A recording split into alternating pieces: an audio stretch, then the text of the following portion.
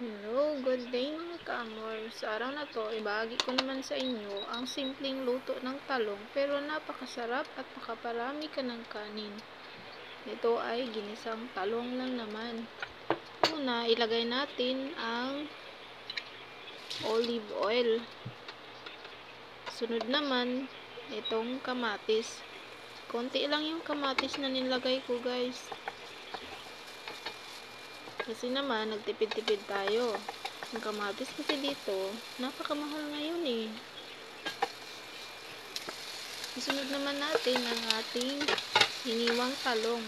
Pagkahiwa ko niyan guys is, ano lang siya, pa-straight. Para iba naman yung style. Ayan, gisahin na natin. Pagkatapos niyan, ay ating takpan. Huwag muna nating buhusan ng tubig para naman maluto yung talong at saka hindi rin maitim. Kasi pangit yung tingnan yung talong pag maitim eh. Sunod naman, lagyan natin ng asin. Kunti lang yung asin. At ito naman, ilagay natin ang onion powder.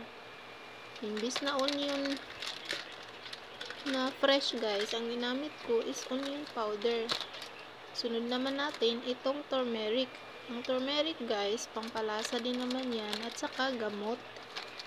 Gamot sa mga bukol-bukol. Sunod naman natin itong garlic powder. Yung garlic powder,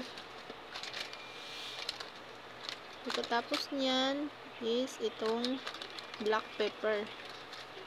Bali, isang kutsara lang, hindi pala, half teaspoon lang yung nilagay ko na onion. Tapos yung garlic naman is half teaspoon din. Tapos yung black pepper is konti lang. Sunod naman, ibuhos natin ang hot water. Hot water nga pala yung ginagamit ko niyan guys, para naman itong talong natin hindi maitim.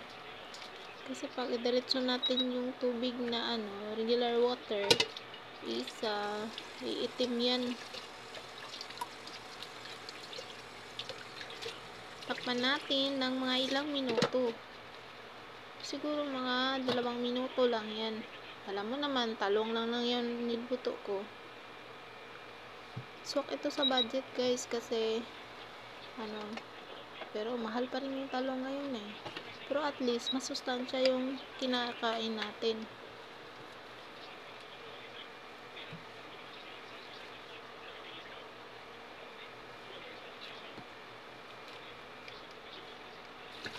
Hintayin natin hanggang sa lumambot na. Ito na nga siya. Pwede na. Inihanda ko na rin yung fried minced garlic. Kasi gusto ko kasi yung garlic.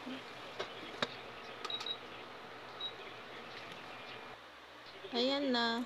Lagyan natin ng minced garlic. Tap na.